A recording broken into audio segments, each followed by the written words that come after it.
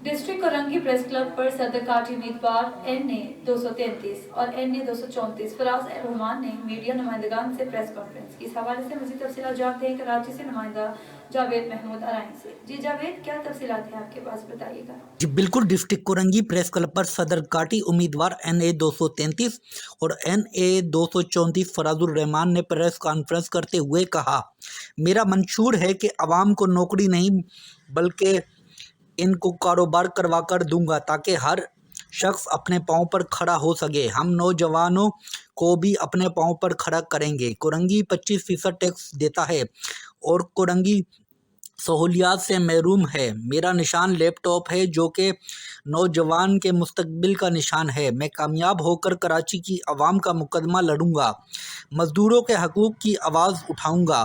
तहरीक जवानान पाकिस्तान ने भी मेरी हिमायत का ऐलान कर दिया है। इनके ज़िम्मेदारान भी मेरे साथ यहाँ पर मौजूद हैं। अब्दुल्ला गुल एक सच्चा हमदर्द और बहादुर लीडर है जिनका माजी बेदाग है। मैं लांडी कोरंगी की आवाम से दरख्वास्त करूँगा कि इस बार अपना वोट मुझे दें और अंगूठा लैपटॉप पर लगाएं। मेरे इलेक्शन लड़ने से कई सियासी पार्टियों में खौफ पाया जा रहा है।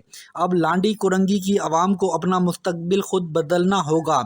मैं बेदाग माजी वाले आज़ाद उम्मीदवारों से दरख्वास्त करता हूँ वो मुझसे रब्ता करें। मैं अपने प्लेटफार्म से इनकी भरपूर मदद करूँगा।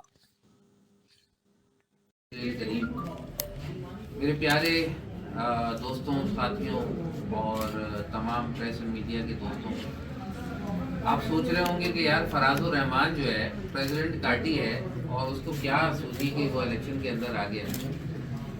फराजुर रहमान जो है वो इलेक्शन में आप लोगों की वजह से आया। फराजुर रहमान को पता है कि अगर आज भी मैं जो है वो मैदान में नहीं आऊँगा तो यकीनी तौर पे हम इस सिस्टम, जो करप्ट सिस्टम जो चलता चला आ रहा है, उस करप्ट सिस्टम के हाथों एक दफ़ा फिर दोबारा 5 साल के लिए जो है वो हम उनके हाथों में फंस जाएंगे।